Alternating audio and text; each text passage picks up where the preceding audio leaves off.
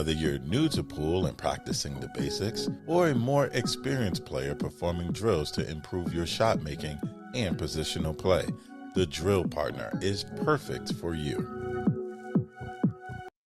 What is going on, everyone? Good evening, good morning, depending on what part of the world that you're in. World Championships is finishing up, and it's been a fun week. But I'm looking forward to tomorrow. I'm looking forward to the event coming to an end. It's been pretty exhausting on my end, but it's been just an absolute blast, just sweating the matches. And today was no different. Let me know in the chat if you guys can hear me and see me all right. It's been a fun couple of days of some shows and kind of doing, two a days in terms of going live. And I think that's just what the World Championships needs. It's hard to fill Mike's shoes, but we're doing our best. And so I'm gonna bring in the guest this evening. We're gonna bring in, you guys may recognize the beard as one of them, and then I brought in my man Pancake as another one. And Sean, I want to start with you. Maybe start with like introducing yourself, your role in the pool world for those who may not know you, and yeah, all that good stuff. Well, let's see. Name is Sean. Go by Pancake. Got that name from a long time ago. I pretty much told that story about 300 times, but it never Okay. gets old because it Yeah. reminds me of when I won some money. Uh, I got into pool because I love the action. There you go. I didn't realize that it would become more than that as far as my passion for it, and met an incredible amount of people in the pool world that are very good people, and there's some bad ones too, but it's been a long road as far as where we were to now we're here. Well, Recently got a sponsorship with Omega Billiards, which non-pro, of course, but yeah. and that's pretty exciting. Going to be playing in the U.S. Open in a couple weeks, I so I look that's going to be forward to it cool. every year, Pancake, and seeing you out there and a few times a year, whether it's every now and then it's the expo, although I don't think I saw you this year. And I know No, that's the always like Expo is, right at the yeah, end of or Derby rather, because I know Derby's like right in the middle of your tax season as well. right. So Yep. Yeah. um Derby's Derby. I'll be at Derby hopefully every year now. It's at a perfect part of the year. So, well, um, let's go ahead. let's start with what your thoughts are on the World Championships to this point. What were some sticking like things that kind of popped out to you Well, sweating over the last couple of days, man? I mean, these last couple of matches that were shown today were incredible. I mean, you have a guy like Amir Ali, who's coming out of nowhere, who I think most people questioned him just based on the fact that you have an over 800 Fargo, but his robustness isn't so much. So they're just trying to think, Yeah. he played good for a little bit, but he really hasn't been tested. And a couple shots here or there, and he's playing tomorrow. So Yeah. you know, I'm very impressed with how he played. Um, very impressed with just all these players dealing with a lot of there's a lot going on obviously with between the refs racking, and we saw today with Cledio calling a push and the referee didn't recognize it, so they called a foul on him, which changed that match because Completely. all of a sudden Amir comes back, and if the mental aspect of Cledio's game, I mean, obviously he's a stone cold killer like his brother, and Yeah. that could have made a lot of players go, get out of it mentally. So I give him Instantly. kudos for that. Yeah. So, but no, those matches were great. Beato and Little Co. I mean, just excellent matchups. And if you love pool, I mean, you got to be watching this. It's been absolutely exciting. I see Michelle's comment about Derby. She made this comment to me like one year as I'm flying in, and I'll never forget it. I said, "How's the casino?" And she says, "Smells like weed and regret." And ever since then, it's like every time I show up there at Caesars, that's the first thing that pops into my. And it's very fitting actually every single year that I go. But no, listen, Amir was the guy for me over the last really today because I just haven't watched him. And I mentioned it with Mike in terms of a lack of sample size. And you see the numbers, and it's funny the way that Fargo's kind of transitioned in terms of like it's very much a hot button topic, but it's very much also the like it's the gospel from kind of gauging where someone's at more or less, you know. And so Right. when they see that number, but it's like, well, hold on, I haven't seen him play filler. I haven't seen him play in a U.S. Open, or I haven't seen him play in a China Open or whatever. And it's like, it's hard to give him respect. And I tell you what, man, for me, he certainly earned that today. And it was really that match with Claudio that I really got to like dive into and just sweat it, where I was just like, man, this dude is the real effing deal, man. I mean, you mentioned Stone Cold Killer regarding Claudio. I could say the same thing for Amir, man. I mean, he was just handling his business, doing work, from 5-0 down, coming back to make it, I think, what, 5-3 after that foul, or Yep. foul, if you will. Mhm. Ray, what about you? What were some things that kind of stuck out to you in terms of Amir through today or through the last couple days? Yeah, I think it's funny, the Fargo conversation. If anything, Fargo is the most useful and the most accurate at this level, because there's so much information of how these players play throughout the world, that when somebody slots in and starts handing L's to people that are really, really established and their Fargo Yeah. reads really high, like, it's almost like 840, like he showed that he's an 840, like the guy played unbelievable. And really, you're looking at him rattling a long, tough 4-ball. That if that ball goes down, it's double hill and him breaking. Yeah. And he was breaking good. He was breaking the balls really good. And if you think about the context of that match, I mean, Kachi was up 5-0, shooting to go up 6-0. All of a sudden now you're one ball away from it being double hill, and you're sitting down watching the other guy break. That would have been so much pressure on Kachi. And I mean, both matches, that round was really amazing round. Like you got guys fighting for their lives, and he always looked super calm. From when I saw his disposition, his demeanor never changed, his emotions never went really super high or low. You never saw him like, you just saw a guy going out there doing his business and playing really well. I think that's the part that stuck out for me a lot, that his composure was so well. He just had a really strong composure the whole time and just continued to go about his business and deliver good quality shots. And impressive showing from him. I think he made a lot of fans, and I saw people rooting for him to win the tournament. Like, this is my pick. I want this guy to win. He turned into the story, and there comes a certain level of like heat and expectations when you start like let's say this was in the Philippines. The Filipinos are going to play a little different being in front of their people, and insert said country. You know what I mean? You're gonna play a little tighter when you got all that pressure of the moment, and you're supposed to rattle, you're supposed to fold, you're supposed to shake a little bit, and that dude didn't. He stole the show for me today, and it was just so much fun watching him just pick apart racks, make smart decisions. He was very like simple in terms of his safety play, but when it came to like running out, like, man, that dude was handling it, go ahead, Ray. I think what makes it more impressive too is like, we had an outsider run a few years ago from a Sufi, right? Yeah. And Sufi's game is so much more like, I have to hit the momentum, and he has a very high peak, but like, for to hit that high peak, a lot of things have to be going for him for that to like crescendo. This guy was just like the Terminator. Like, he just like, he's just walking and making shot after shot and hitting his spots. And it's like, man, that's impressive. You know what I mean? Because that's like, to me, that's more intimidating than somebody who can just like, hit. Anybody can hit you with a 4 or 5. But if you can sit in a chair and get hit with 4 or 5 and then come back and be right there when that's battle tested, even though like it's a small sample size. Yeah, and how mentally tough you are. And Peggy, I want to ask you a question on this, because you've been known to be a degenerate in your day, for those of you who don't know. But you saw that match, you were texting in the group chat. Mm-hmm. I would have guessed that at if that ball goes down that Ray was talking about, and what's his name was on the hill, what do you think percentage wise that he was at in terms of running out the rack, just given what you had seen, if it being hill and watching that match, how did you like Amir's chances?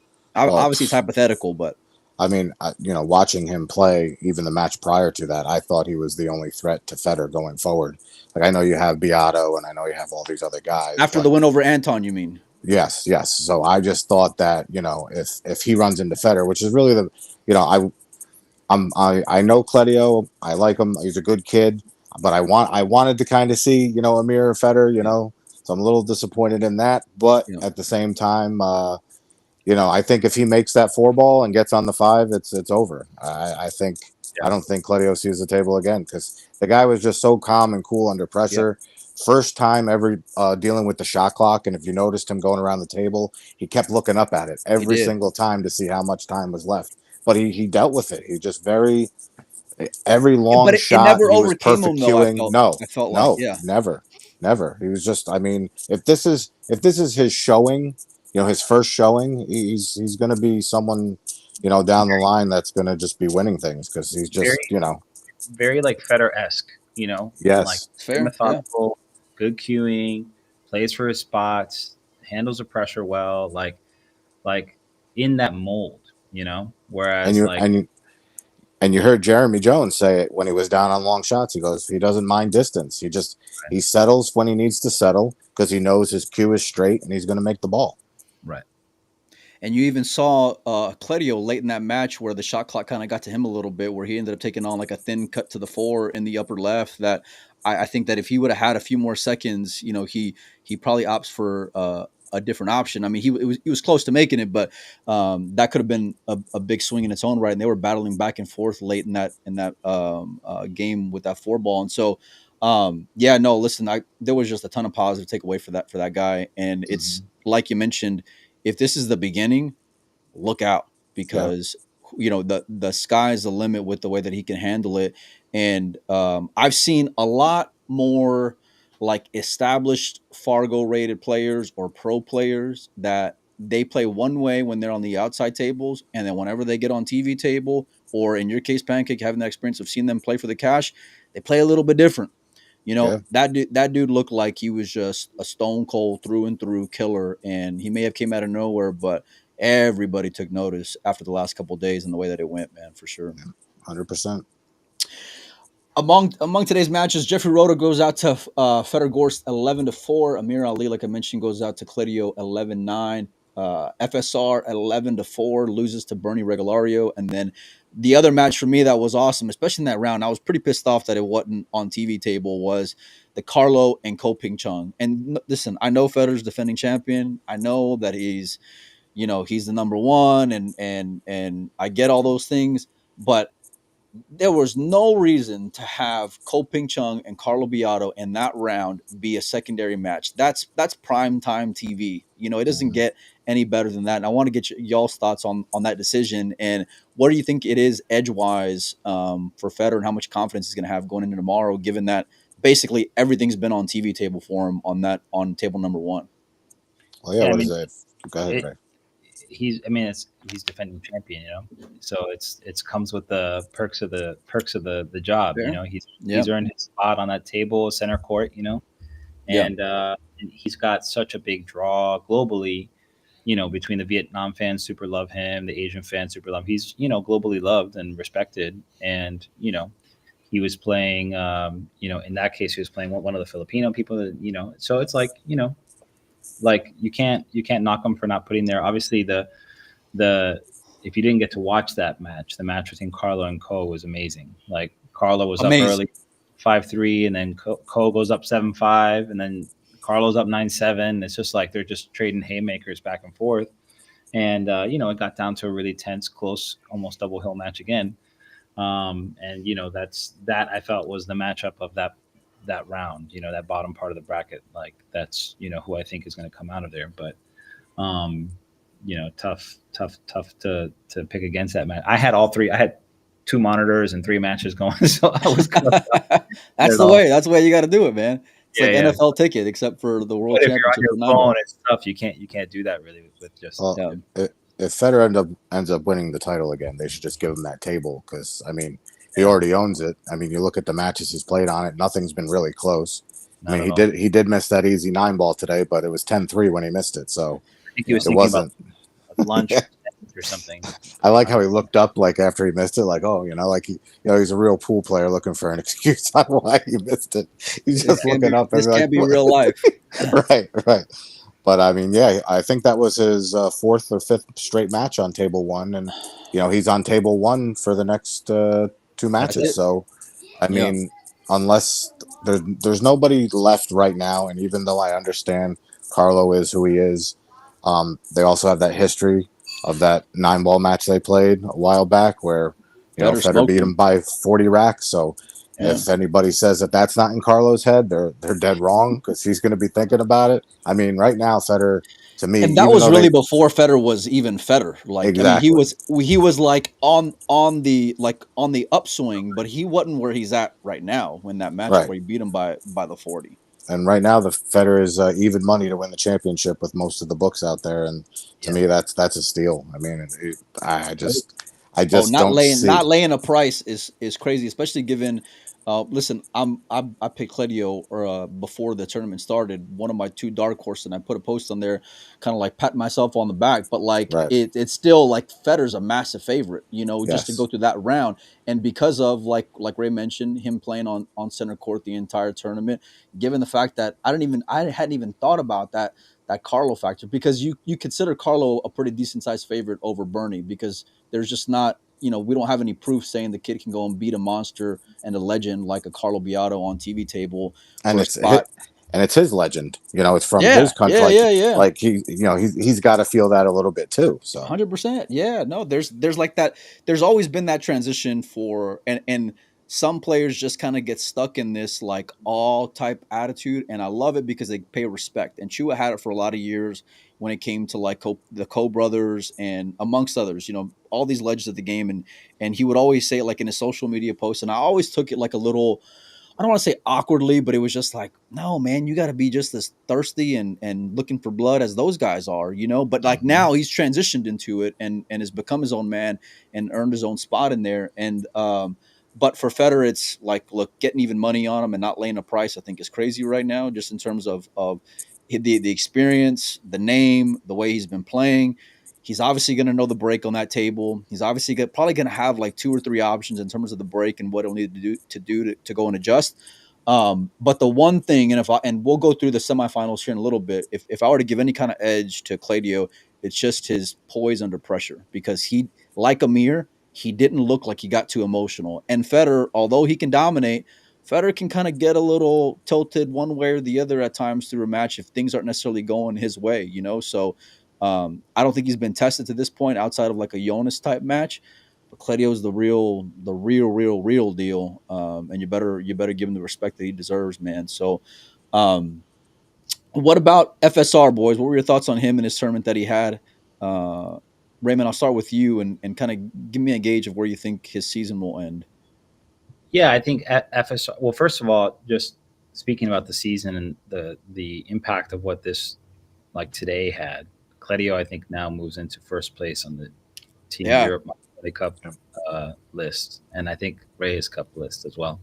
So, I mean, that's huge. The kid is kicking the door down and doing it at the right time at a huge tournament. So I think that's awesome. I also love how engaged his brother is, Big Kachi is. Like, you see him like on the sidelines there, coaching him through that last match, and like just kind of being around and being proud. You got to love that if you're a pool fan and somebody who just. Well, there wasn't a lot of Kachi fans today because of social media, and since you brought it up, Ray, we might as well transition into that. I'm sure you guys saw Big Kachi's post regarding Waxgate 2.0, or at least the second day of it. I heard kind of, obviously the Filipinos get real protective and defensive, and they show a lot of love for their people, and I love that about them, by the way. But like, what do you think in terms of that? What he put out there to start the day in terms of merit and how much of a foundation he's got to go and stand on there? I don't think he in any way like discredited himself. Like, I think that the points behind his post were, I want a fair match. I want the same equipment for everybody. And, if things are not on the square, then, whatever, he says, I could have just played bad. You know what I mean? But I've been playing pool for a long time, and I know when the conditions change. And so if he's calling it out, then, hey, he went through it, not me. And pool players know when things change. Like we know when a rain cloud goes by outside and it gets sticky. You know what I mean? Now all of a sudden, the ball and the rails get short and things get bouncy and all that stuff. Like we're sensitive to that stuff because we're connected to the table. We know it better than the referees. We know it better than anybody else. So you're not going to tell somebody at that level, what didn't happen, right? I think if I still stand by what I said, if you feel that stuff going down, then talk to the ref, and say, hey, I want a new cue ball. Simple. That's it. Yeah. What about you, Sean? Well, I think, I go back to when, what was it? When Jonas was playing, was it Jeffrey, when he was talking about what was on the rail and the few tournaments ago. And I think it was last year at this tournament. Was it last year at this tournament? So.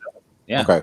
Well, he brought it to the referee's attention and nothing happened. So when people are saying, I've read all the comments and all the hate and all this stuff. And I mean, it's kind of unwarranted because most of the people who are saying these things, even though I understand, Filipinos are very loyal and all that, to attack a player who, this is his job. This is what he knows. So if he sees something wrong, it's like taking your car to a mechanic. Yeah. And the mechanic saying, hey, you need something with your oil, you need this, you need that. And you go, no, you're just making that up. No, this is what they do. So they're going to notice things when they're not right. And I've seen proof online and all this stuff. And I do think it happens. I mean, people do try to take advantage because not for nothing, pool has just started becoming something again where, before you're fighting and you're trying to scrape by whatever you can do for your families and all that stuff. So I understand that aspect of it. But, if all of these pros are saying, hey, there's something going on here, then there should be an investigation because, it's not fair. Because when you play at this level, that little bit of advantage is going to get you through. It is.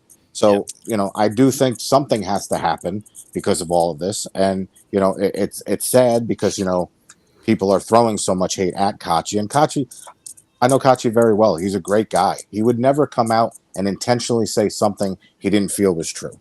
And he stands on business. He's not really like about the nonsense. You know what I mean? I've seen him. He ain't want to get fucked with either, because I've seen him take losses and not really pout or throw his cue. He just shakes hands like, I lost. Exactly. Like perfect gentleman.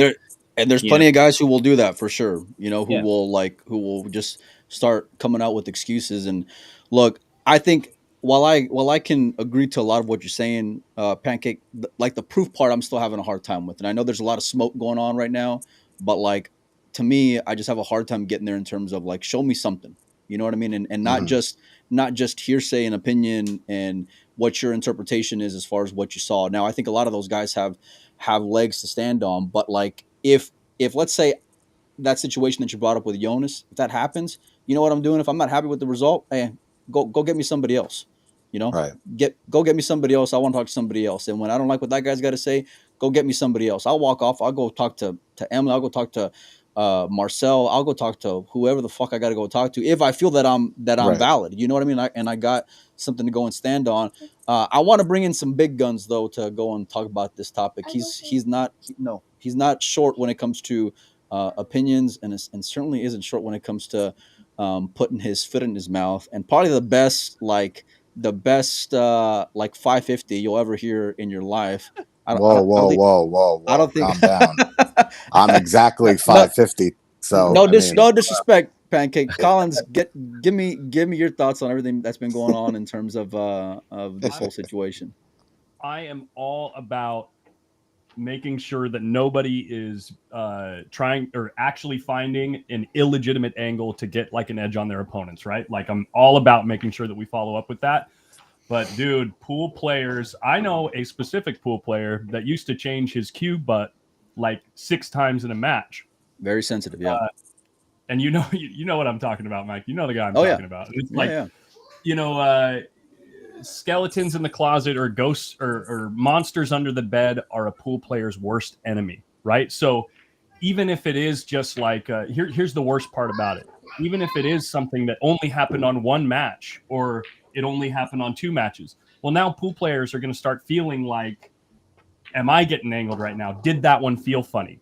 You know what I mean? Because it is such a sensitive game. And because they do know so well, it's like, it's a really tricky situation. So, yeah, I don't know. Obviously, you can't know without hitting the ball yourself 100%, but or picking it up and feeling the thing. But yeah, Look, I've seen the question in the chat. Sorry, I've seen the question in the chat a couple of times. If a player feels like something is wrong, why didn't they point it out in the match? You know? Yeah, and that's my point. Like to me, if you're a player, you have to be your own best advocate. Like you have to know how to defend yourself against all the moves. I've had a few moves. The best way to learn is to have the moves pulled on you, and you're like, oh, that was a good one. I'll write that one down. Add it to the list. 15, 20 years down the line, now you've seen most of them. You know what I mean? You paid your dues a little bit. But yeah, I think the biggest thing is saying, hey, I don't like what's going on here, and bring it up, and I mean, we had an issue just out there at Junior Nationals with a specific young player. I'm spacing on his name right now, Mike, but he was in a situation where a foul was not called in his match, and it was a pivotal point in the match.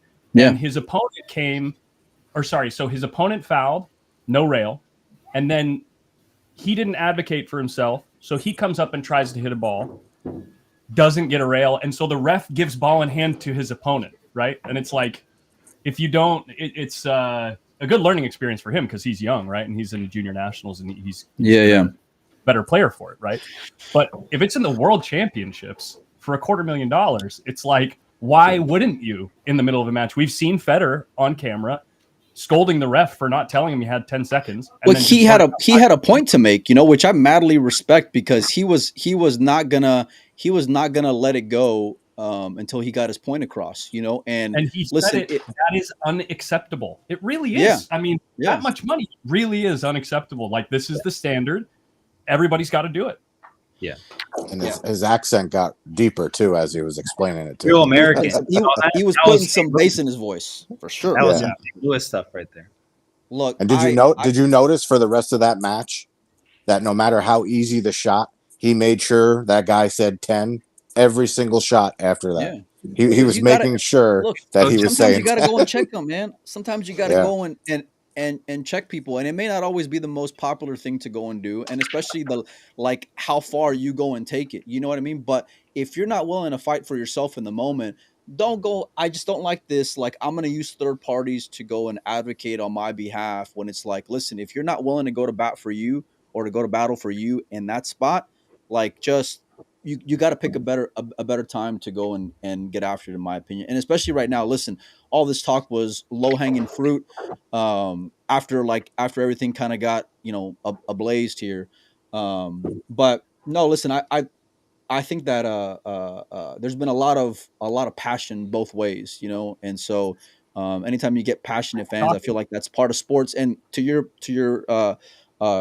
comment, Pancake, earlier, I think like you get that kind of like really raw vitriol from sports fans in any other sport, and we're just not used to it in pool.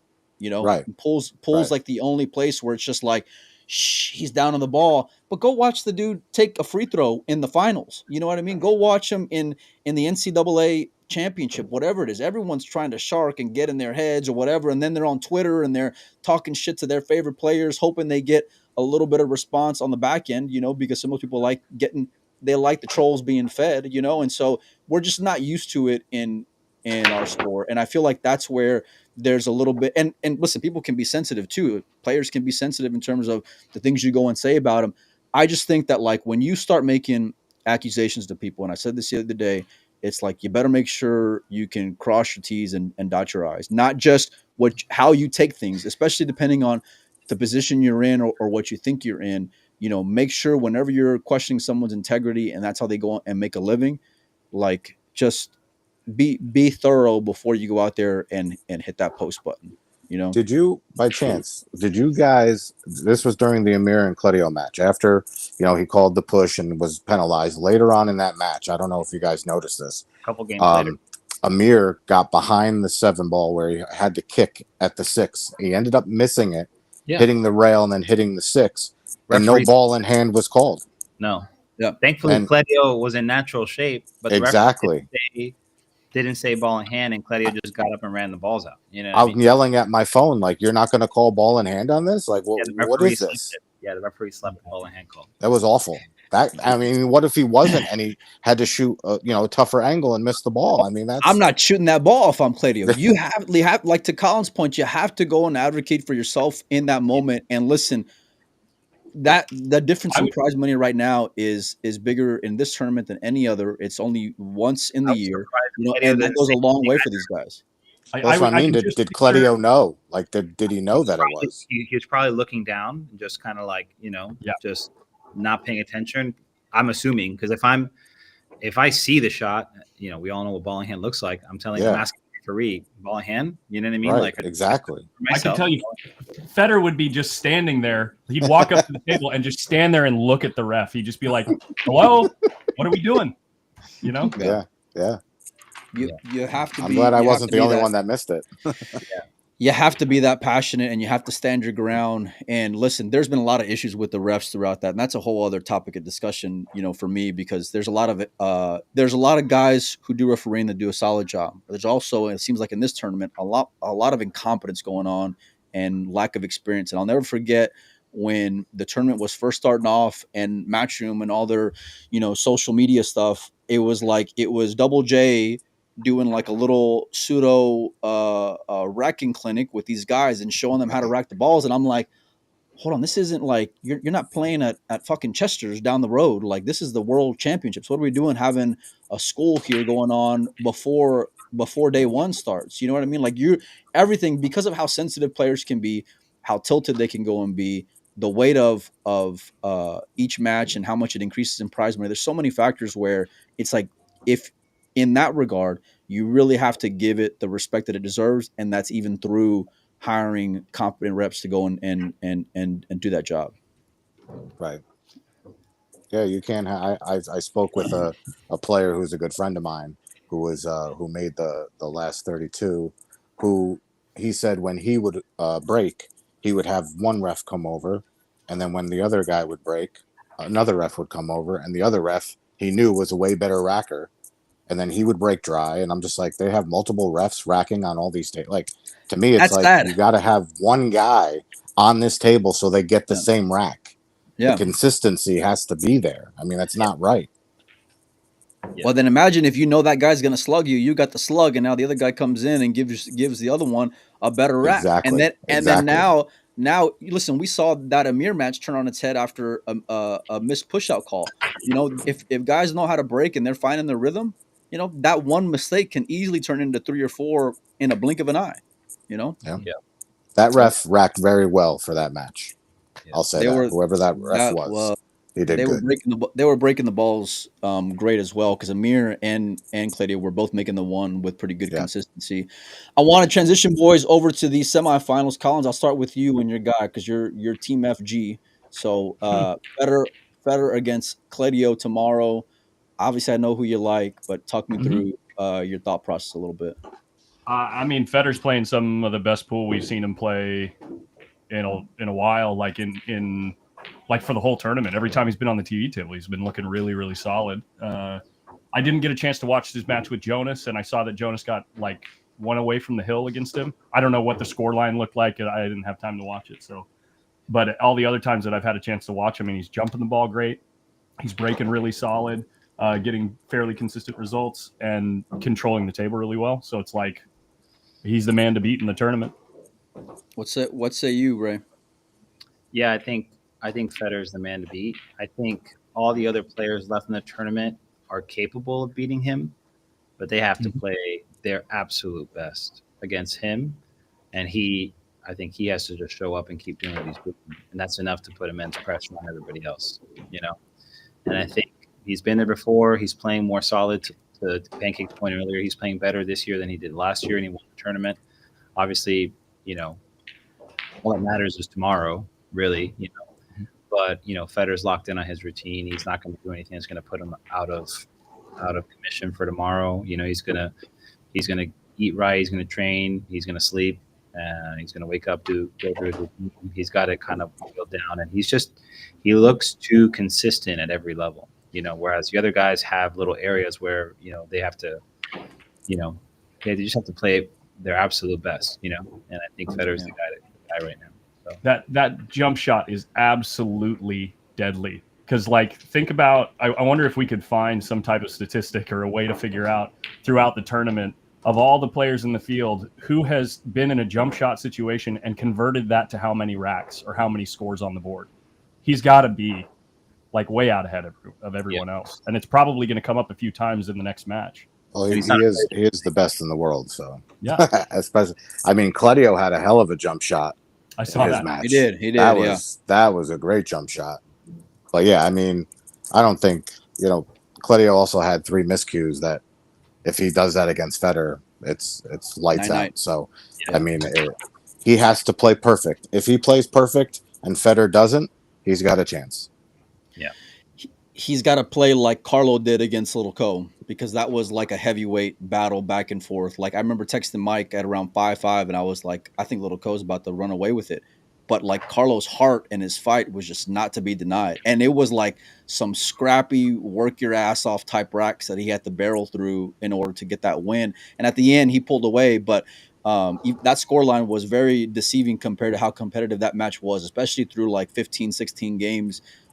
In my opinion, Federer is the man for a reason. He's only gotten stronger, to Colin's point, you know, and the more he's obviously going to be comfortable out there, Claudio's going to be like a deer in headlights, so to speak, in terms of the experience on that table. You know, he's going to be completely out of his norm. And I know that, look, Big Brother was there last year, and you can get in his head a little bit and give him a pep talk and try to coach him up as best you can. And that's going to serve him well. And I'm sure they have many discussions about that and probably continue tonight. But like Pancake said, you're going to have a perfect set and hope to get a little bit of a roll.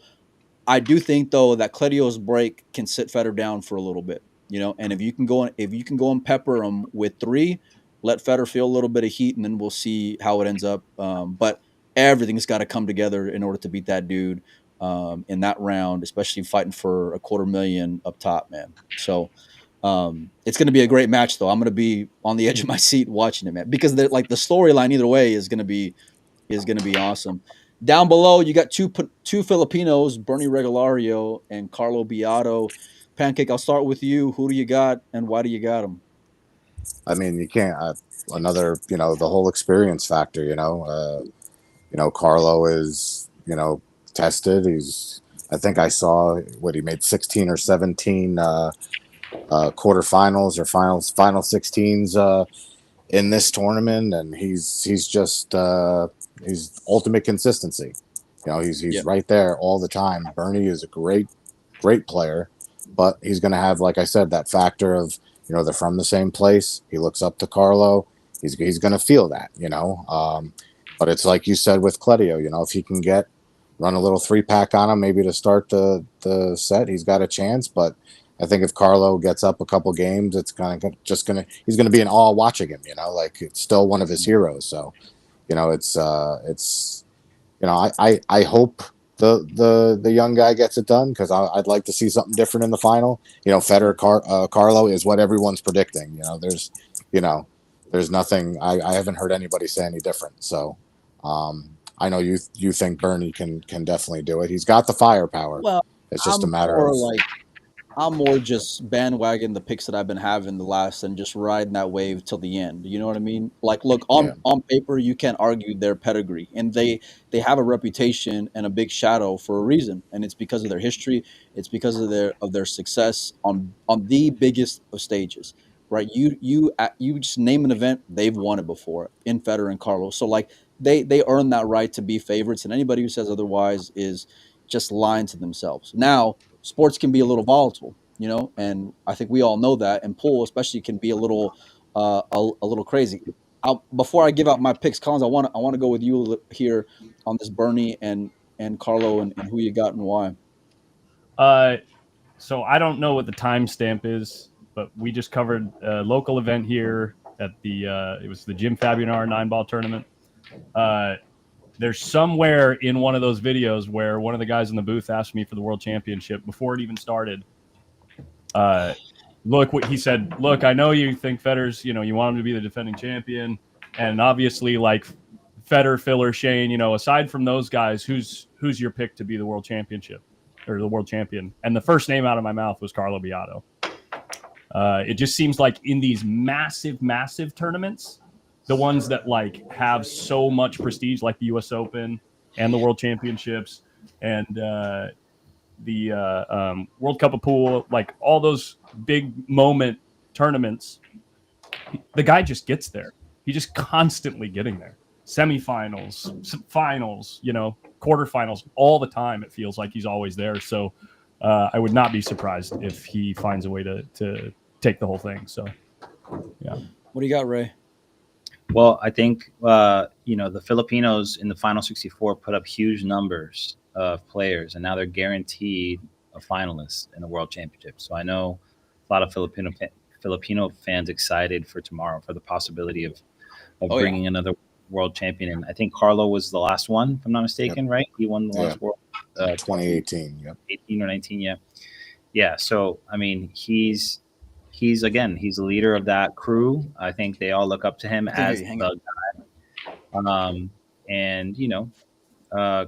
Carlo's the man to beat, I think. Bernie is impressive. I saw his match with FSR, and he really put on a clinic and just played fantastic ball. I mean, obviously, he's in the semifinals, so, I mean, he's got to be playing right.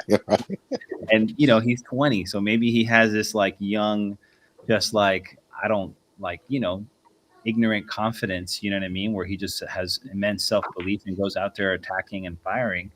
But there's this like big brother energy that you have to fade that sometimes takes a lifetime to fade. You know what I mean? It doesn't matter who you are. Like Michael Jordan's entire like career was fueled by the fact that his brother used to just trounce on him when he was a little kid. Right. And he wanted to like take out that anger on the world. So I mean, I think it'll be a fun match. I think it'll be a close match. But I'm expecting Carlo to edge it out, maybe like 11-8 or so. With Federer and Cledio, I kind of just think Federer's going to continue to do Federer things. He probably wins 11-6. I think it's going to be a blockbuster final either way. But yeah, I think just Federer is just super, super, super consistent. Now, can somebody put together a big set and take him out? That's that's timing and how the roles happen, and we'll see. Look, you get reputations like I mentioned because of history, and in order to go and earn that, you have to go and beat big names in big spots. The Federer wasn't Federer for a while. It was SVB, it was all these other monsters, it was Efren, you name it, it was Earl, all these champions, but they earned the way that people perceive them because of their accomplishments, and so for these young kids, like while it's great and all, and they're great stories, and I love great stories, it's like those two guys are still the guys to go and beat in this tournament, and on paper they're deservingly the favorites going into those semifinals for sure tomorrow. Look, I think this tournament has been a little chaotic at times, a lot chaotic at times. We've seen, no disrespect, we've seen Casper beat SVB and everything had to come together. We've seen some like wacky finishes where Max takes out, Josh in the round of 64 where nobody, would have gone and predicted it. SVB loses the first one to Thien, and it's just like so many things have kind of gone a little haywire, except against Federer and except against Carlo, and that's the thing. Both those guys know how to fight. They're going to be tough to beat. Both those young kids can go and do it. I'm rooting for Bernie. I'm rooting for Cledio. But until you get there, you got to go and earn it the hard way. So, Hank, let me ask you this on the degenerate note: what would I get on a little like on a little like money line parlay if I'm taking both Bernie and Cledio in their matches for winner? Let me warn you, Pancake. Let me warn you, no matter what you offer him, it's not enough. Oh, yeah. No, I understand that. Pancake knows. I have history with it. Yeah, we've danced before. He's very good at this. He's very good at this. I haven't seen the lines yet. They haven't come out, but I'm guessing that Federer's got to be at least a 3-1 favorite. So you're getting about 175 probably back on Cledio, and I would say Beato's probably 220 to about 160. So you're looking at plus 170 and plus 160. So you're probably getting 5-1 on your money on a 2-teamer if you did it. I mean, I wouldn't offer it because especially against you because I never beat you before. So Yeah. I mean, it's literally At 5-1, I would fire it. I'm not gonna lie. Of course, I know 5-1. you would. Yeah. And I would. You I would. would sit there, and Claudio would win 11-2, and Bernie 11-1, and I would just sit there and go, Yes. "This guy, like, what the heck, man?" The But yeah, reverse. no, that's probably what the lines are going to be. I'll find out in the morning. But yeah, it's cool, right? If anybody's familiar with the movie Little Giants, man, and it only takes one time, right? So they could beat you 9 out of 10, but you got a chance. The annexation of Puerto Rico. That's right. Here The you go. Berminator shows up, and you're in trouble. There you go, man. All right, I want to get your outright winners and give me your score. Ray, I'll start with you. Who do you got, and how is this tournament going to end tomorrow? I think I like Federer 11-6 over Cledio and Beato 11-8 over Bernie. And then if it's Federer Carlo in the finals, I think I like what is it, race to 13 in the final? 15. 15? Okay. Yeah, I believe so. Healthy. I like Federer more longer races, so like 15 9 Federer over Carlo. That's fair. Collins, what do you got? I was going to say everything the same except 15-11. I think Carlo gets closer. Yeah, I don't know. But you got Federer and Carlo meeting in the finals. Yeah. Oh yeah. Pancake. Yep, same thing. I think Federer's going to beat Claudio 11-4, and I think Carlo wins 11-7, and then the final I'll do 15-13 Federer. Oh, you want a nail biter? I like I that. just think I like that. Let's well, get a I just sweater think in. Yeah. with even though Federer has the advantage as far as winning the tournament from last year, Carlo's been in plenty of these pressure situations, so I think it's going to be a lot of back and forth, a lot of what you saw with Federer and Cacci last year. And I mean, obviously, entertainment purposes, that's what the people want to watch. But I just think, like I said, Federer's just a little bit better. He's been on table one since Thursday. So I think he's been on table one since last year. Since like midweek last year. That's the other thing. It's his table. Fuck, man. So you may as well send it home with him. Yeah, Jeez. so that's what I said. That's what I said before he came on, Collins. I said, if he wins this thing, just give him the table too. No, It's he fine. lives It's here. fine. Just have him That'd write off be- his tax to the address of that table, wherever it is. He should definitely sign the table after he wins. Right. Look, I can't. Just for the sake of the show, I can't have four picks Watch the same pick way the in other terms way. of the winner. In terms of the winner and the finalists. Look, I'm going a little chaos here. I'm not going full. I'm not going like full Joker mode though, where I'm just want to watch the world World burn. burn.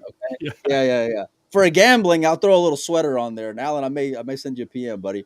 But no, from look, I think Claudio pulls an upset tomorrow. I think he's got that kind of. Wow. I think he's got that kind of game to put it together against Federer, and just the way that he can just be like just indifferent out there. You know, never high, never low. Just kind of stays the course and just makes balls, gets tight position, makes smart decisions. Like the jump Q factor is a whole other level when it comes to playing against Federer because your safety play has to be a whole different level in order to lock Federer up, and that part can get to you mentally. But I'm going Claudio over Federer. I'm going like 11-7 Claudio. The Carlo match against Bernie. I picked Bernie. I've been riding that Bernie bandwagon. I think it ends tomorrow. I think Carlo wins that match. The same 11-7. I'm going Carlo. Bernie's a hell of a fighter, and he's got a bright future, as do both those young men. But I'm going Carlo in that one. And then in the finals, look, that fight that Carlo put up against Little Co was really telling for me, and I give that a lot of value because to me that was the equivalent of any championship on earth. And listen, I know that Federer's the man to beat, but that little dude from Taiwan was also a man to beat in this tournament. He was as big a name as Federer was without winning that championship last year, especially in that round of the tournament. Carlo's been there. He's done that. I think he's going to be there and do it again. Give me Carlo Beato for his second World 9-Ball Championship, 15-8 11. It'll be a little close, but he'll close it out at the end. That dude's got like unbelievable heart, unbelievable fight. He never gives up. And maybe it's just the fan of Carlo in me, but yeah, I'm going. He's a I'm classy going. guy too. You know, he's one of the he's like a statesman too. You know, he's not like Oh, he's a great guy. there's never shenanigans with him. He's a great guy. No, And then I think he just earns respect, from the way he carries Yeah. himself, the way he's a professional, like in so many aspects, and you've never heard someone say something negative about him anywhere. And I've been a fan of that dude for forever. Why I got up a little second ago was because I was looking for this photo that I have somewhere of Carlo winning his last world championship. And I remember hitting up his wife for an autograph all those years ago, and they sent it to me. And I got it somewhere in my office. I just can't find it where it's at. But I'm rooting for Carlo for tomorrow. I think he's going to get. Did you guys see that video of him floating around when the referee was marking the cue ball to clean it, but it was ball in hand? Yeah, And he asked a look on his for face. another. Can we get another referee? He said, no, give me another ref. He's like, they're done with it, dude. It's crazy. He was nice about it though. He wasn't, he's just like, can we get someone else here, please? About as nice as you can be, I think. He was marking where the cue ball was. Oh. Yeah, You he was can't make trying that to kind of clean shit it, so He he was put so the shook. thing there to clean the cue ball, and He was Carlo so literally reaches in, picks it up. That's and how. says, That's "It's how ball much in that hand." they're in his head. They're in those refs' heads. They didn't want to fucking do the whole thing He at was That all. guy didn't know They what did was not- going on. Yeah. He didn't know what was He going was on. so shook. God. Amazing. And have you guys now? I mentioning Little Co. Have you seen a set ever since he played Yap where anybody has ever played better? Because every time I watch him play, that expectation of what I saw at the U.S. Open when he played Yap, I don't think there's ever been a tournament match that's been televised that went that way. Like that's how dominant that match was. Mhm. Maybe that Like, that Kachi was- match against Alex, where I think he broke. Oh, yeah, and he ran won the set. lag. He broke Yeah. and ran the set. Didn't he break and run the set? Yeah. Yeah, it wasn't when was televised, that? it was When was streamed. that? So, 2000. the moments apples and oranges, Pancake, because it was like the West Coast tour at like Oh, Dead okay, Shooters or okay. something in Yeah. Arizona. But it was a big Yeah. match. I mean, literally they flipped the coin. Kachi wins Kachi wins the flip or the lag, whatever it was, and then just breaks and runs over and over and over again. I love that Didn't about Max pool Lecter and do the sport. same thing to Shane Van Boening? Wasn't that one of his breakout moments or something? Who?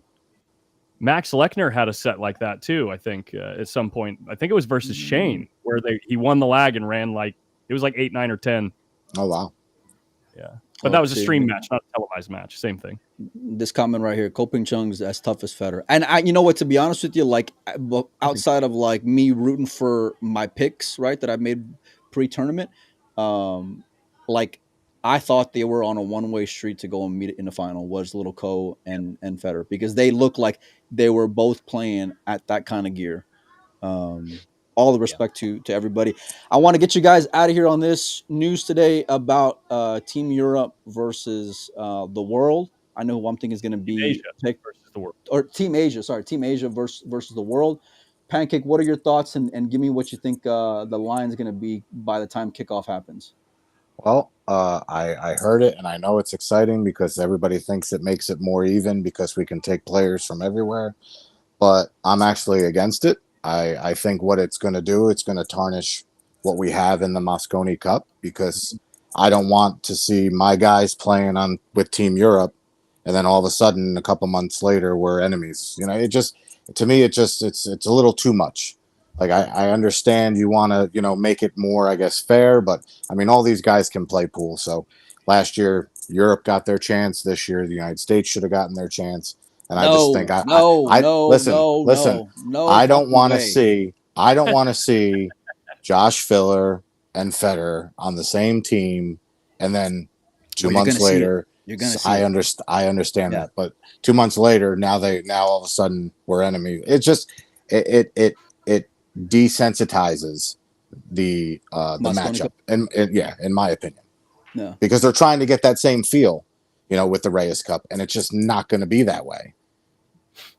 They're trying, but it's not going to be that way. And now they're ruining it. I think I kind of agree with Pancake. I think from a product standpoint, it disconnects the flow of using the Mosconi Cup using the Reyes Cup as an incentive for the two teams fighting for the Mosconi Cup. right? Like if we win this, we get this extra bonus of getting a chance to compete against Team Asia. You know what I mean? And whatever the outcome is, I think the iteration cycle is too fast here. Like we just had the first one, and now it's like it's cool because yeah, you get the all stars, right? It's like just like an all star game, but like the all star game Yeah. doesn't mean anything really. You know what I mean? Right now, like nobody cares about the all star game anymore because Especially the way that it's been. Ain't nobody playing no defense. they've tinkered with it to the point now where it's just like nobody tries, and it's like it's just a gimmick. I like the idea of like if the Mosconi Cup is going to hold its prestige, we're to have Team USA and Team Europe, they're fighting for something, you know, throughout the season, and there's points that go into that. Then the winning team, you know, goes on and gets a chance to compete against Team Asia. You know, and Yeah, if we beat Team Asia, Yeah. you're going to see Federer, Shane, and now you Josh Filler jumping on the table celebrating that, No. and then 2 months later fight. Yeah, I don't like it. and now you have an extension of like For the record, Oh. both of y'all all bet on Team USA like a bunch of suckers every year. Yeah, Okay, so I'm just a homer for my guys. That doesn't mean full I'm sorry. disclosure, I'm just for sorry. full Listen, disclosure, You don't like I'm it here, so- Mike? You don't like it I'm here, happy- Mike? I'm happy to captain the team for free. I'm happy You don't to like captain that office you're sitting in, Mike? Yeah, Is that yeah, it? yeah. You don't like freedom? Shock and awe. Listen, for me, I like the idea of like preserving the continuity of these products. The Mosconi Cup is Team Okay. USA, Team Europe, and then having that connected to the Reyes Cup. Now there's like, oh man, Europe is fighting all year to try and get a chance to get to both of these opportunities to compete. They can double dip, or USA gets an maybe that leads to another product down the line, you know, South America or Yeah. whatever. However else we want, but like preserving the integrity of each team and how they progress and incentivizing them getting better to get more opportunities, I think sells the broader package as a whole better than just saying, oh, we're going to have Team Asia because they had one great tournament. They're unbeatable. You know, I don't necessarily think they're unbeatable. I don't think anybody's unbeatable in a Not team. in races to 5. Yeah, Yeah. not in this game, no. Yeah. So I don't think And we then- have enough tenure within the format to start tinkering. I love And the then idea of the Reyes Cup. I can agree with that. I still wouldn't send Team USA out there, but I can agree that it seems a little like snap judgment to go and send out somebody. Although I do love the event that they announced, but The I idea- still would love to see Europe. Yes, the idea idea is is a good nice. idea. It's not Yes. a bad idea. It's not a bad idea. We're not saying that. But this is not like they've done these like challenges in the past, you know what I mean, in the Philippines, and you know, they've had these, they're okay, but they're kind of like they're thin. They're like little, it's like having too much cotton candy. You know what I mean? Do we want to? I think if you continue to hold on to the idea of like preserving the teams, Europe has a huge pool of players they can all pull from. If they freaking get there and they earn the points and they win the Mosconi Cup, they get a chance to fight Team Asia. That's a second thing, and you preserve that. If Team USA comes up and they beat Team Europe and now they get to go up against like Team Asia, now it means extra. But like to take apart, like, oh, now we're going to captain's pick 2 people, because none of the Americans outside of Federer is going to earn, you know, is going to maybe make the team outright, you know. Exactly. They come to Exactly. world, okay, so now he's on Team USA and he's on this world team, you know. I don't know. And if you watched Emily's announcement, she mentioned SVB 3 times playing in this. So I Yeah. mean, right now he wouldn't make it on points, and who's going to He'd be pick a him wild as a captain's pick or a wild card, because he doesn't plays- do well in these competitions. No, it's right. it's known. So you're going to pick him over Jason Shaw? Like Yeah. right now, if you guys had a choice between Shane or Jason playing in the Reyes Cup, who you going to pick? They're both getting picked, Pancake. I hate to break Yeah. your heart. They're both. But gonna I'm just get saying, picked if in you this game. because it's 3 of them are going to be points based. So you're saying the 2 wild cards would be SVB and Jason? As it stands right now, 100%, 1,000,000% it would be. I think now whether I agree with it or not is a different story, and you make a lot of great points there. But before I go on a tangent here, Collins, give me your thoughts on that. I won't leave you out, buddy. I know you get real sensitive. My first gut reaction when that was announced, I just try to look at it from like a content creator's perspective, right? And maybe this is playing devil's advocate a little bit, but like I've kind of like made my brand on doing things a little bit different than everyone, right? But it is also like really important to know who your target audience is, right? So Yep.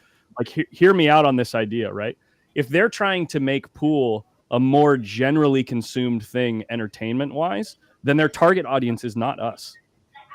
Their target audience is everyone else in the world, and maybe they're just trying to make this big moment that maybe the world might start paying attention to. Maybe that's their goal. I have no idea, but has to be, yeah. I mean, from a pool purist perspective, it's a terrible idea, you know, because we know the players and we know like the emotional connections between everybody, but we have that benefit because we're such a small community. But like on the world stage, and they are trying to make it like a world stage type game. I don't know. Someone who only watches pool 2 or 3 times a year, maybe that's the one thing that they're super excited to watch. It's like, oh my gosh, that's right. This thing with pool is coming up. We know everyone out in Asia is like got this reputation for having the best players in the world, and now the rest of the world's going to try to beat them. That's kind of cool. So like, I can get what they're trying to get at, but you also kind of have to stay in your lane a little bit too. Maybe the world isn't ready for that. Maybe there aren't enough people paying attention in the first place, where like you can actually have like a negative viral effect where like if your main audience doesn't show up in the first place, then no one else knows it's even happening, right? So it's like, I don't know, it's a risk, and I respect taking the risk, but we'll see how it pans out. Yeah, I agree with the ending there for sure in regards to taking that risk and respecting it. But I feel like to a big extent, they also have this like personality complex because they don't know who the fuck they're trying to go and cater to depending on the day. You know, they're pushing Goldstein versus Earl. What purist is going to enjoy that? And for that matter, if you're trying to get the guys who are clicking on Andy Goldstein's post, are you going to want to watch him get beat 9-0 and say, hey, I want to go and watch more of that? No, you're not going to want to watch that either, you know, from just enjoying sports. So like there's a really like conflicted view as far as what they're trying to do to some extent. Now, I think this is a little different, you know, but look, I love the idea. Go ahead, Collins. Oh, sorry. I was just going to say, like, there is some truth, again, from the content creation perspective of if you have a formula that works, you're supposed to try to replicate that formula with different variations, right? Like if you look across YouTube, right, you'll see a YouTube short where a guy is testing different types of rounds of ammunition against this target. And now I'm going to try it against this target and see if it gets through, right? It's like they come up with a formula. They know that it works. Let me represent it reframed. And so that's obviously what they're trying to do here, but it kind of just feels like they're punching around in the dark a little bit because they don't have any better ideas.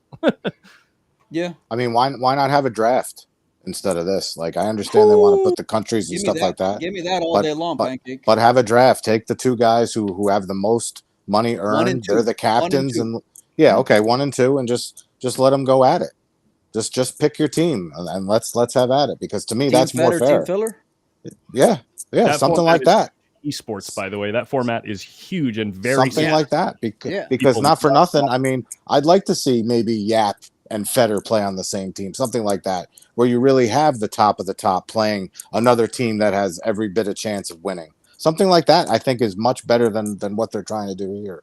I just, like I said, it's diluting the Kool-Aid. It tasted fine, and now they're trying to No, water let me tell it you down. what else dilutes the Kool-Aid is year after year getting smoked 11-3, or 11-4. That dilutes it. And you can't. But do you understand? But hold on. Do you understand? It's literally a couple of rolls here or there, and we're right there. If you watch those matches, 3 or 4 shots every time seem to go against us.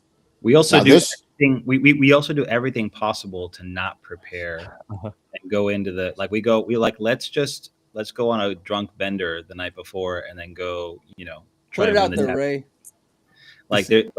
The level of like separation from like the actual process that has to go through. Like Europe has their process.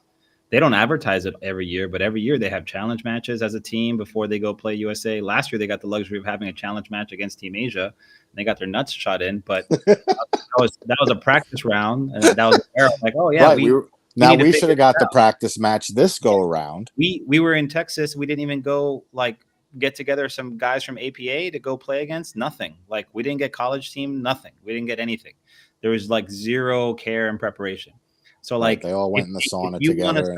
If you want to set up a system where you can try and replicate an opportunity to lose 11 times in a row, that's what you do. You just do that every year, and you're probably going to have 1 or 2 years where it's close, but then you're going to get rolled over. So I think Europe, they have it figured out. They know what they have to do to go in there to go prepare. And we have guys that don't take it seriously. Well, enough. that and they're Like- stealing, Ray. That's the other side. They got a little cocky and They're definitely and they earn stealing. that with the way they play. Hey, listen, They're definitely stealing if like you just don't prepare at all.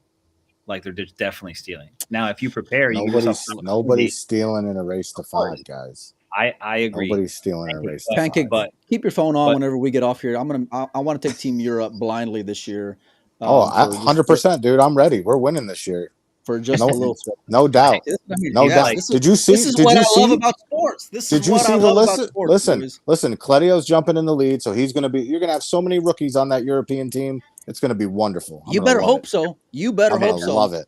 Yeah. I'm gonna love it. All right. Yeah, Who would so you? I- Ray, let me get you out of here on this, and we'll cut it off. We'll have a lot more time to talk about this in the next coming months for don't sure. get me on tilt with the Mosconi Cup. It's July, bro. Come on. I know. Listen, I love it. It You doesn't don't matter. need We to can go just on get another rant. Do this trend. Yeah. This is rage bait. This is what it is. They do this also. Team Asia versus the world. Who are you picking, Ray? Who are you betting on? Let me see. If I had a world team, who would I put? I would put Federer, Filler, Jason, Sky. In that format is really good. Yeah. And maybe who's a decent player? Who do I like in that? SVB is getting on that team, Ray. Whether you like it or Well, not, he's getting on It's that the team. world, right? You could pick anyone in the world, so it doesn't have to be from Europe, or it could be other places, right? What are you getting at, It's the Pancake? world, yeah. What Yeah, are you but- getting? What about a Middle Eastern guy? Amir, Getting them Amir would be not? a great guy to slot Why in. Yeah. not? Put him in. in the world? But- Oh, from a mark. Well, he ain't Mr. Cole- Personality, but I would throw him in. Cold as I give- ice. He's our Yeah. closer. He's Yeah. Mariano. Let's the guy go. looks like he's He won't- 45 And years old. He's going Yankees 27. on me here. He won't make it. Exactly. Exactly, Collins. Yeah. That's a perfect He's kind of lived guy. his life. He's ready. He's ready. He looks like he's That's- been through some shit. Like he's seen some. He's Exactly. seen some things in his day, in his life. 100%. Give him a race to 5. He'll eat it Hard up. man right there at 27. Why I'll not? Though? never- He's a great fifth. He's a great fifth. Great slot guy that just sit in there and just drill you. Yeah. He reminds me a little bit of like his Well, style. is snooker He can stare down Kwok the whole time. They'll just stare at each other and not say a word. That's how Oh, that's their both- down. I'd buy into because he might end up murdering somebody. You know what I mean? He's both got that of kind them don't say a word. They're just killers. Yeah, I think it's a pick 'em between, if you have like the five like from Europe and USA and top 5 Asians. I still think there's a little bit more synergy in the Western countries because there's some, depending on who makes it for Team Asia, like there's a little bit language barrier stuff, but they went out there, they executed, they played great. So I think it'll be a good show, and I think it'll be a pick 'em between the two. Asia's probably maybe a hair the favorite just because they're defending champions and they have Efren sitting up there. But yeah, I think it'll be close. So who you I think we- taking, Ray? After all that, who the fuck are you taking in that match? Is Shane on the team? Yes, Shane's on the team. You Shane, picked them. You picked them. Okay, Shane- here's the caveat with Shane. This is my theory with Shane. If you put Shane where he's like the 3 or 4 guy, he's like the slot guy where the pressure's not on him at all, then I bet think it's probably different you game. probably see him out there playing great because he feels like they're going to win. Like if he's got Filler, Federer, and Jason on his squad, and he can just chill, just slot in there. Doesn't have to be the show guy. Doesn't have to be the face guy. He can be that in the back, hammer down and crush you. And he goes out there and really gives it for him. I think that team, like Filler, Federer, Jason, Shane, and like a Sky, something like that. I think that's a winning team. For What do you sure. say, Collins? I've just got so much PTSD from the times that Shane and Federer shat the bed. Oh yeah, That that's I true. just feel like Yeah. if you put those two guys on the same team together, we can't win. Yeah, I love that. we got no 1,700 combined Fargo. Can't win with those guys. Yeah. It, Drawing. just feels, it feels like we Drawn dead. Pancake, what because about you? because the Asians are just gonna go out there and just like they're just gonna execute. yeah. Carlos gonna shoot Yeah. your nuts in. Chua's gonna shoot your nuts in. They're all just gonna, Marvin the Martian's over there is gonna just fire balls in that don't belong going in. He's gonna shoot them at warp speed and run out. Yeah, Team Asia would win that for sure. But I think like I said, I would think obviously Filler and Federer would be on the team. Yeah. I really don't want SVB on the team. Neither do I. I just don't think he's good in that format. It would probably be, a couple other European players. But like I said, from what I saw today, I would take Amir in a heartbeat as my fifth. The wild card, hell yeah. 100%. Why not? It is the rest of the world. And for Matchroom, it would be good too, because it's bringing more audience in. Yeah, I think he'd be like what Huang was to the Asian team last year, bringing in a big market. Yeah, 100%. I think that's the biggest story from this World Pool Championships this year, aside from if Federer snaps the thing off, right? But it's like Amir has been this kind of like dark shadow in the corner that everyone that pays attention to Fargo has kind of known existed for the last year, and we're all like, who the heck is this guy? And then he shows up and gets top 8. Well, and then you learn the hard way. You don't want to fuck with that dude. No, that guy can play. Yeah. He's got a mean cue ball playing safe too. Some of them safes were just ridiculous. No, he's clean. Very clean. I would take Asia only because of the way that the Asians just play with pride. They play that it means something to them. The honor side of it, they want it. They want it in a different kind of way. Question. Would it the Middle East, like there's a big Filipino contingent in like Qatar and stuff, like would they classify as Asia? Like if we were, like as we get more and more Middle Eastern players, like would Bader Al-Awadi, let's say if he goes off and wins the Worlds, right? Would he be Team Asia?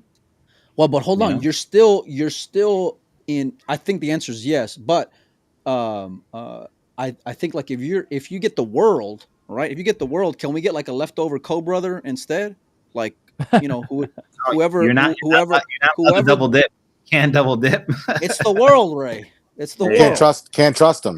But can't trust them. They'll throw their match. Oh, here we go. That's on the selected. They'll take a fall. That's strong. Tomorrow, the championships are going to conclude. It's going to be a great day. It's been a fun week to this point, gentlemen. I appreciate your time. It's been a fun show, more than what I expected. Y'all are all wrong. Is Ali legit? And yes, unequivocally, he is. He is legit. He's too legit. 100%. Yeah, Is he playing in the U.S. Open? I don't know. I hope so, though. I want to see a lot more of that dude. He's a bad mofo, man. That would be great. He is one bad dude. I hope not. Hey, maybe you could have a perfect record against him too. Yeah. There you go. I go Super Saiyan for the 840 pluses. That's right. Yeah, 840 plus. Super Saiyan for the Undefeated. All right, boys. I gotta get out of here. I got a house full of girls. I gotta go attend to. Enjoy your night. Collins is gonna be streaming here. Pancake will have you on again. Ray will do something again pretty soon as well. Thanks for your time, gentlemen. Hope everyone enjoys the last day, and we'll see all you guys a little later on. Later, y'all. Take care, boys.